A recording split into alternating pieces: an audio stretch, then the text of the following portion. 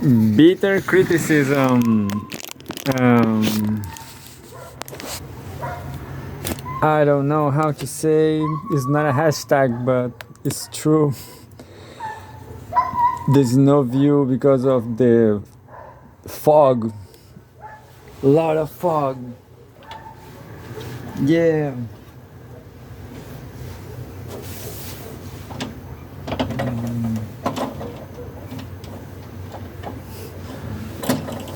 No, what I don't remember, what I want to say now is that the word madrugada, that I don't remember how to say it, madrugada. That's a shame because madrugada is so important in life. I mean, the most important thing in life is madrugada, which I don't know or don't remember what it is, how to say it. It's like high morning, something like that. I don't know. Well, looks like I broke this platform here. Well, my English is still very poor, but I'm doing this in regular basis, so eventually maybe I have to read some romances, some novels, because of the dialogues.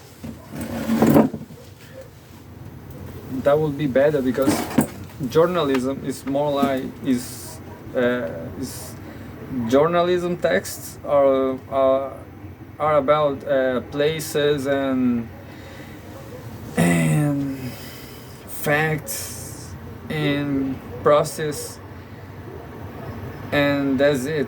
And you have no so much conjugations of verbs and stuff. So yeah, I have to read some novels, some actual novels. You know what's happened to me with the journalism? That I realized that there's a lot of work in the world. All these journalists work a lot. Even the poor Western journalists, they work a lot. But though these journalists from Russia or China, Syria, Iran, I want to know everything about. You know, I got vicious here. I want to read everything. I'm getting blind, you know. This is I don't know. Maybe I don't care about getting blind because the quality is here. Sometimes, you know. I'm gonna read the news now. I don't know where. I didn't save this. Maybe it's from Sputnik. I guess this is from Russia Today. Yeah. I guess it's from Russia Today. All this. So I'm like a junkie, huh? Journalism junkie. Well, journalism, and you know what? Journalism is so vicious because it's daily. You know, all day there are new news, and it's a vicious. You know, if you want to know everything all the time, you will be a junkie, just like me, just like Pepe Escobar. That's true about Pepe Escobar, you know. Pepe Escobar is sometimes like me now. He wanted to know everything about journalism, about humanities, about social science, and then never sleep. He never sleep again. And still became a little blinder, but you know, above all, in the end of the day, it's better to be a journalism junkie than a cocaine junkie, you know. That's it. Anyway, I'm gonna read Russia Today news from 2 days ago, I guess. I didn't save the date. Google employees try to block ChatGPT rivals roll out media. Two AE reviewers struggled to sound the alarm that Bard was spewing inaccurate and harmful claims. File photo, get image, Imaginima. Two employees in Google's responsible innovation department tried and failed to block the release of its AE chatbot Bard last month, warning it was prone to inaccurate and dangerous statements.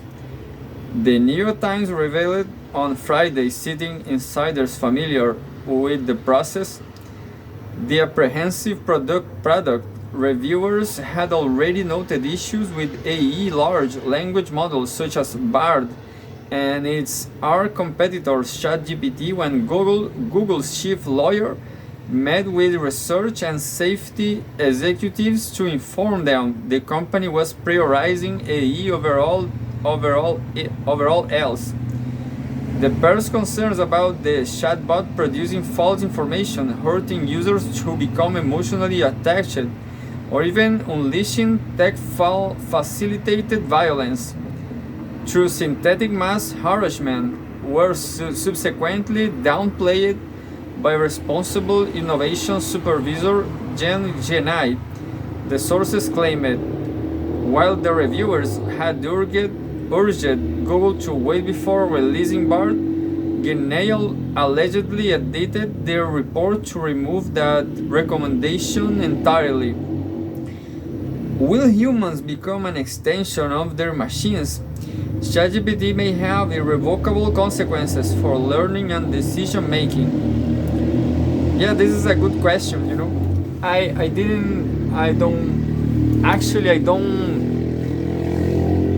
didn't make the same question, but I do. When I'm interested in this subject, but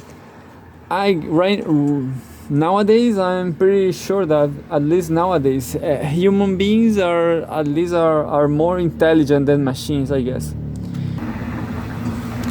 And well, what I want to say is that I didn't make the same question, but that's it. Genai, and to be honest with you, I was reading a lot of this ChatGPT news, but I don't see the changes in the real world. I think there's so much fuss than reality, you know. I'm not seeing this innovation, this artificial intelligence in daily life. You know, the attention from services on robots are terrible. The robots that should be intelligent, be a good. They should make a good work. They are not. They are terrible. They are. We have no attention, not good attention. You know. On I don't know WhatsApp from services like Light. I don't know. They are terrible. So unfortunately, this ChatGPT thing is just I don't know. They are, even Russia Today are trying to sell journalism, trying to sell, I don't know, news texts. They are not having the job done. You know, they are not. The robots are stupid, still stupid. They can do nothing, dude. Anyway, Hinai defended her actions on the Times, pointing out that the reviewers were not supposed to share their opinions on whether to proceed, since Bard was just an experiment. She claimed to have improved the report, having corrected inaccurate assumptions and actually added more risks and harms that needed consideration. This made the finished product safer, she insisted. Google credited Genai for its decision to release Bard as a limited experiment, but the chatbot is still set to be fully integrated into Google's market-dominating search engine soon, according to Google's own website. Google has squelched employee rebellions on AI issue before. Last year, it fired Blake Lemoine after he claimed Bard's predecessor LaMDA language model for dialogue applications had become sentient, while researcher El Mahdi resigned after the company prohibited him for publishing a paper warning of cybersecurity vulnerabilities in large language models such as Bard. In 2020, AI researchers Timnit Gebru was let go after publishing research accusing Google of insufficient caution in AI development. However, a growing faction of AI researchers, tech executives, and other influential futurists have weighed in against a fast-moving progress of Google and its competitors at Microsoft and ChatGPT maker OpenAI until effective safeguards can be imposed on the technology. A recent open letter calling for a 6-month moratorium on giant AI experiments attracted thousands of signatories, including OpenAI co-founder Elon Musk and Apple co-founder Steve Wozniak.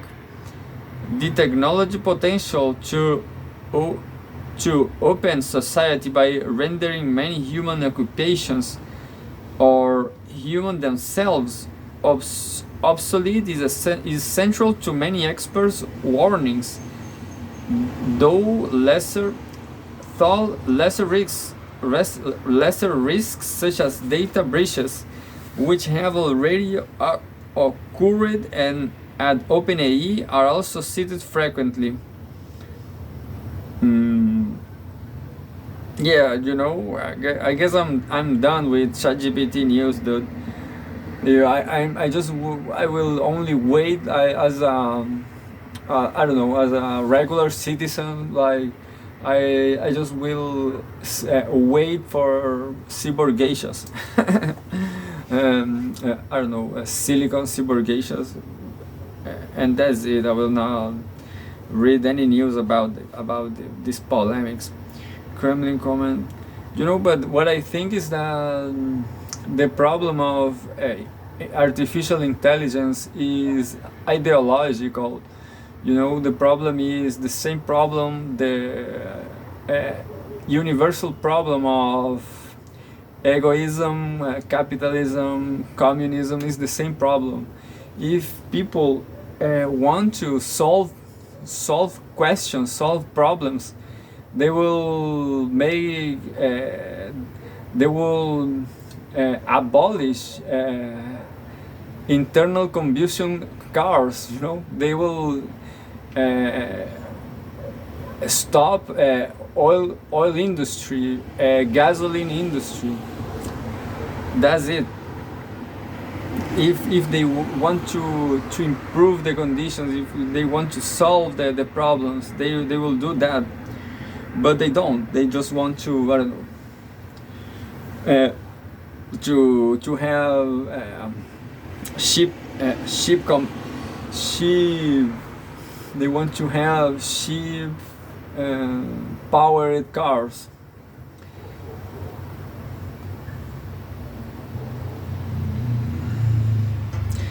And this is, I guess, I always speak in favor of communism. Well, communism should make progress in that area. Like, people are getting cheap gasoline, cheap power, cheap energy, but I guess communism should find a cheaper solution, a collective solution for energy. I'm pretty sure about that. So people are they they, I don't know, they have problems because of their own egoism. I'm not talking about ideology and stuff. I'm talking about objective daily life things, like, I don't know, like electric cars. Why electric cars are not a reality? Because, I don't know, because people, well, forget about this.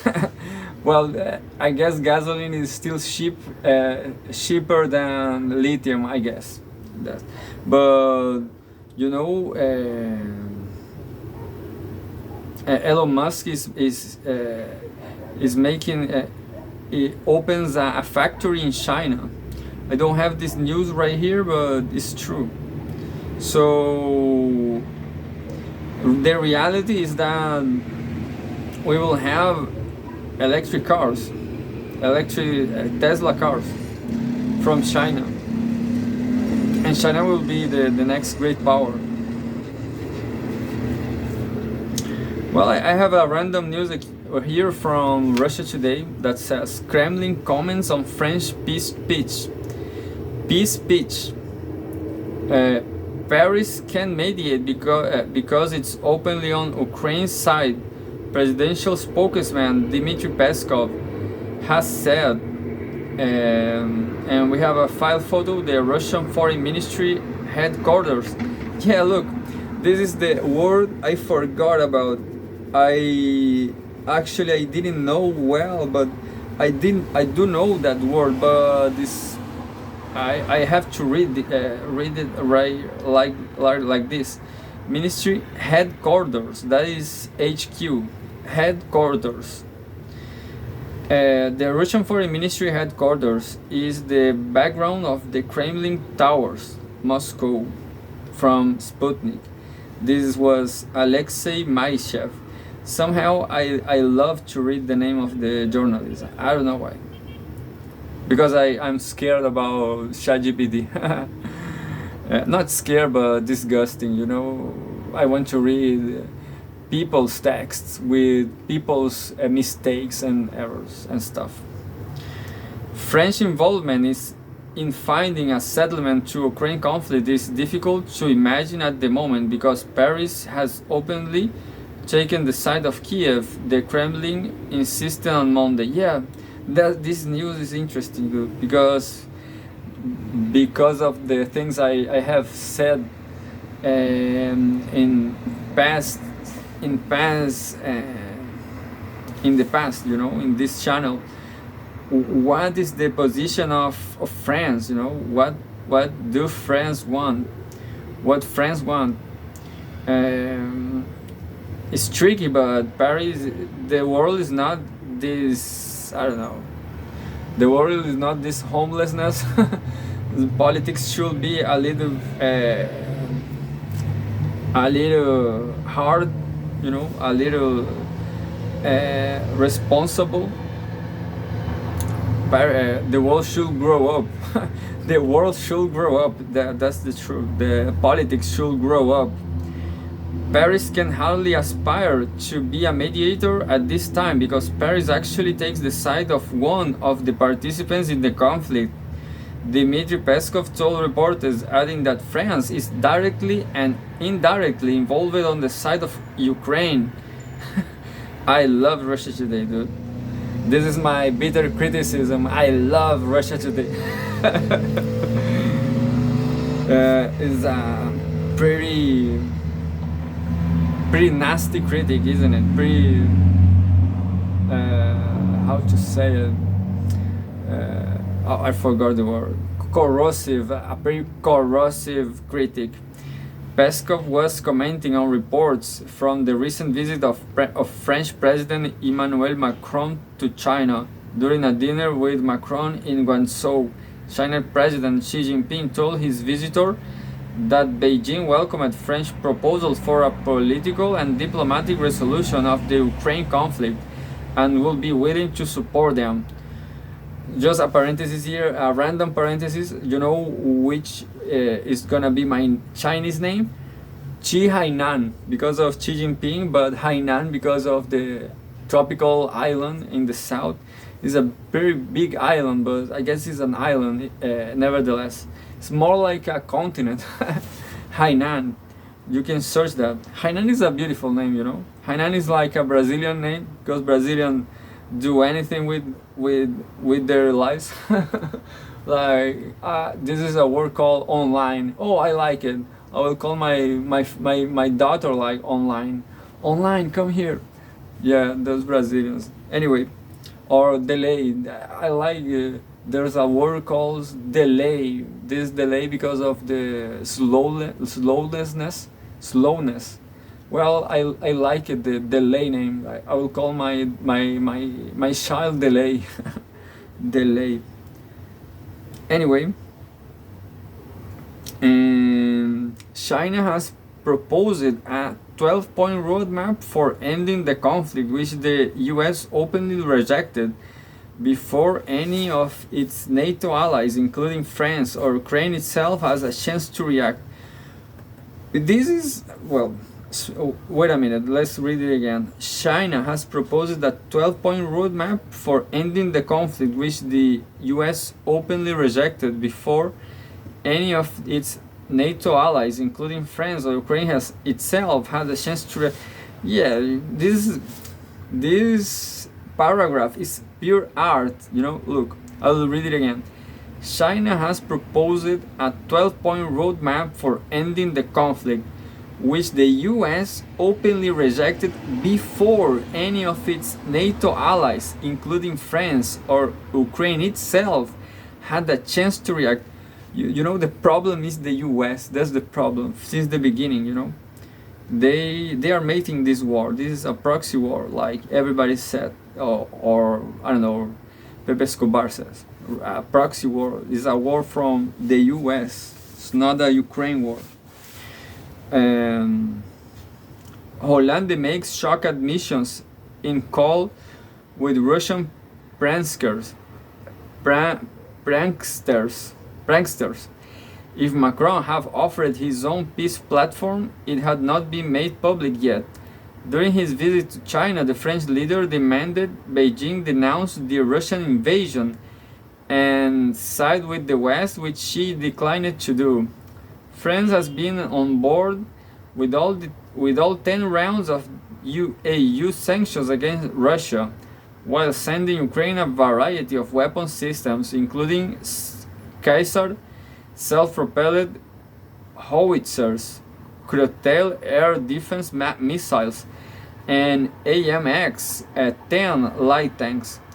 Paris has also trained Ukrainian troops on French soil as part of a plan as part of an EU program for aiding Kiev. Macron drew criticism, like me, but not the same criticism is Macron criticism. Macron drew criticism for the US on Monday for its comments about the EU's strategic autonomy when it comes to relations with China.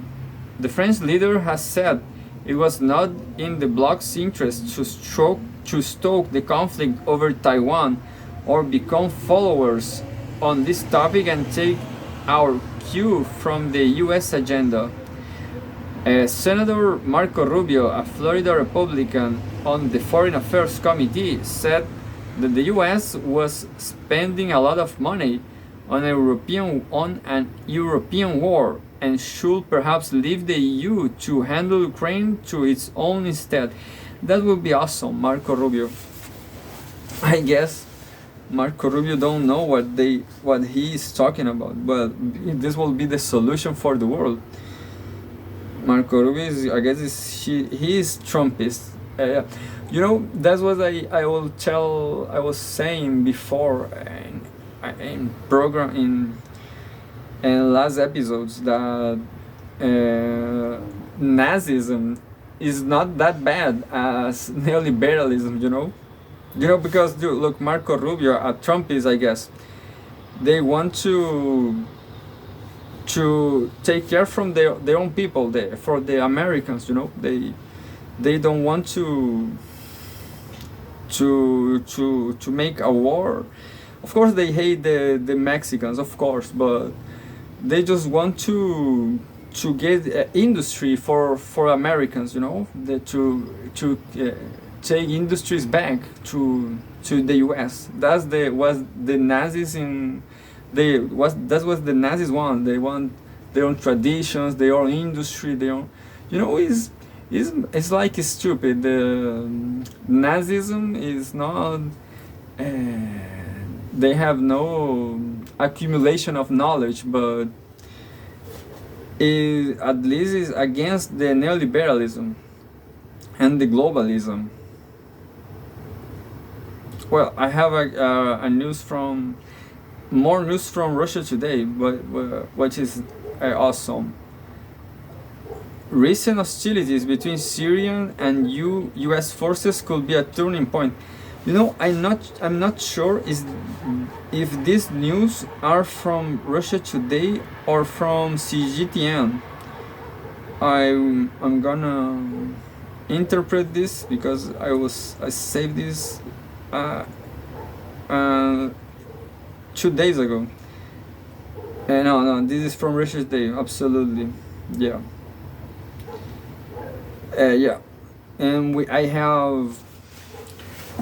I have some CGTN news in the end of the how to say the dossier. I have a dossier here. Yeah, I'm reading the dossier. You know, I have to read another things for me, but I'm kind of you know I'm a journalist junkie of journalism. I'm not a journalist, but I'm junkie for journalism and geopolitics and Russia, China, Syria. Recent hostilities between Syrian and US forces could be a turning point. Damascus troops and their Iran-backed allies seems to be shifting towards a head-on confrontation with American occupiers. You know, this vicious, this is pretty good because I'm training my English, so it's not a vicious. It's just a really good thing to do. Everybody should have a channel and read news and improve their English. Robert Lakesh is a political analyst, journalist, and documentary filmmaker currently based in London, UK. Yeah, but I'm pretty sure that he don't have this fog, this fog view, this awesome fog view. Well, this is the commercial part where we sing some song. We sing the song. We sing the winter song here in Chile. Miña terra galega, donde el cielo es siempre gris. Miña terra galega, es duro estar lejos de ti, lejos de ti. I will repeat you if you want a cool weather like this in climate change times. Chile is have a lot of fog. This beautiful fog, this amazing fog. You can came here to Chile and watch the Woody Allen movie Shadows and Fogs, and with this fog is awesome. Anyway, and so this guy Robert Lakesh, the political analyst, has reported from and lived in the Palestinian territories and currently works with Quds News, director of Steel of the Century, Trump's Palestine as Israel catastrophe. He has a user Palestine 47, and we have a photo here, a file photo. Syrian army units deploying the village of Abu Rasain near the town of Ras Al Ain in northeastern Syria. This is from Sana. I don't know what I'm reading. I guess I'm reading from Sana. Yeah. Well, I don't remember because I am a junkie. What I did here, where I check this. Maybe it's from Sana. You know. Maybe this is from the the Syrian newspaper. Let's read it. U.S. President Joe Biden ordered airstrikes on a number of positions in northeastern Syria last month, after Washington announced the death of a contractor in a drone strike. What followed was an unprecedented response from the Syrian Arab Army SAA and allied militias, shelling U.S. positions throughout the duration of the following day. This exchange on fire marks a turning point in the conflict between the two sides. On March 23, sorry. Oh, I clicked wrong. Well, this news is great. I guess it's from Sana, and I lost momentarily, and I'm gonna reach him again. Yeah, almost there, almost here. Right here, yeah. Wait a second. On March 23, the U.S. Department of Defense claimed that a drone of Iranian origin had struck U.S. forces stationed near Al-Asaka in northeastern Syria, killing an American contractor and injuring a number of service members. F-15 fighter jets were subsequently launched from Doha in order to target Iranian allied militia groups in their Zor province of Syria. In recent years, there have been several exchanges between U.S. And Iranian allied militia groups in the east of Syria. However, this rarely resulted in American casualties, and the brief escalations were controlled. What changed following the U.S. strikes on March 24 is that there was intense return fire from not only Iranian aligned militias in Deir ez-Zor, but also from the CAA itself. A number of U.S. bases were struck in the response, which primarily targeted American forces around the Al-Omar oil fields, inflicting traumatic brain injuries on 6 U.S. troops, according to the Pentagon. During a trip to Canada the following day, Joe Biden remarked that the U.S. was not going to stop. When asked about retaliating against Iran for the exchange in Syria, "Be prepared for us to act forcefully to protect our people," he said. Anyway, and here we have a submarine photograph. Well, in this, I will make a break here, and I will take your people back to America, gringo home. Anyway, U.S. deploys nuclear submarine on Middle East. The photograph. It later emerged that the Biden administration has moved one of its aircraft carriers, USS George W. Bush, closer to Syria, which this was the name of to Syria, which Deputy Pentagon Press Secretary Sabrina Said explained it was due to increased attacks from Iran's Islamic Revolutionary Guard troops, IRGC, affiliated groups targeting our service members across Syria. What this represents, regardless of whatever action the U.S. may take in the future, is a strategic change in the equation set forth by Syria and its allies in the east of Syria. An Iraqi source with intimate knowledge of the situation claimed this has been an order to now kill American troops and not just fire warning shots. Iraqi source. Well, this Iraqi source is, I don't know, probably American ally. According to a Syrian political source who chose to remain anonymous for security reasons, the escalation in the northeast is directly tied to ongoing Israeli aggression against the country. And this quoting, I don't know from who. The recent move by Syria and allies is a direct response to a wave of Israeli escalation against the country that began last year.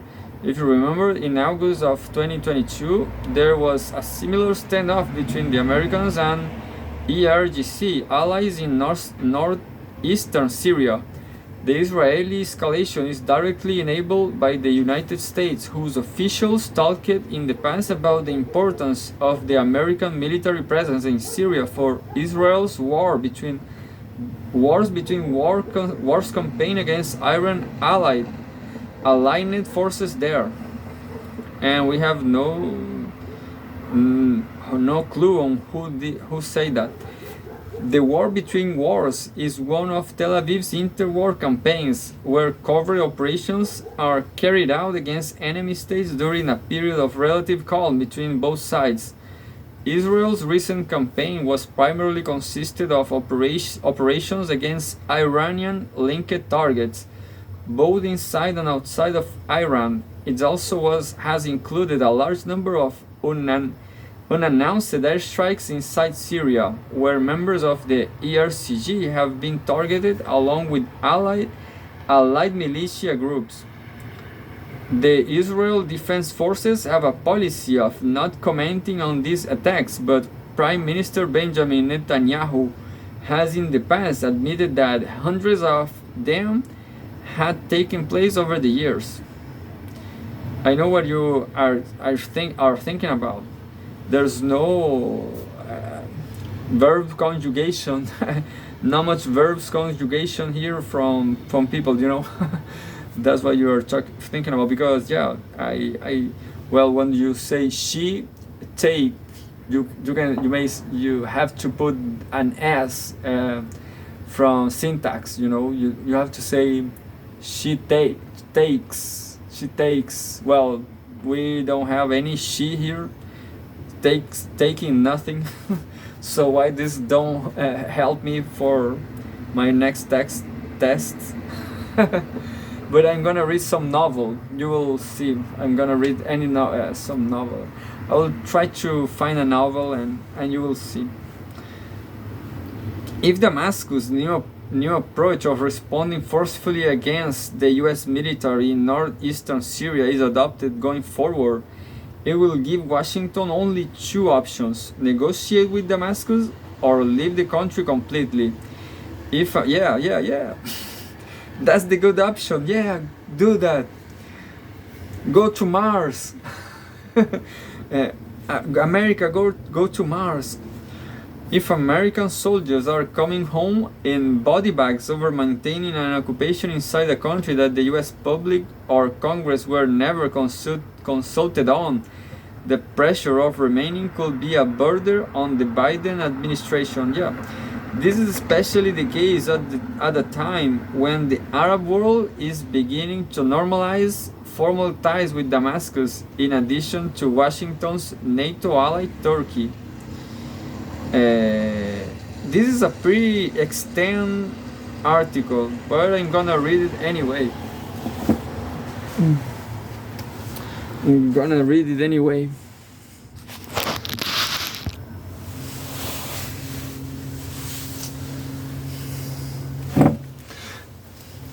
This jersey is from the basketball club here in Valparaiso, Southeast Korea, and it's not a joke. This is a real club, and people really support them. People here really support Palestinian.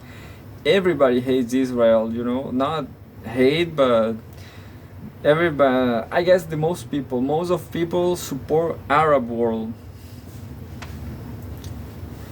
Anyway, I'm reading very polemic stuff here.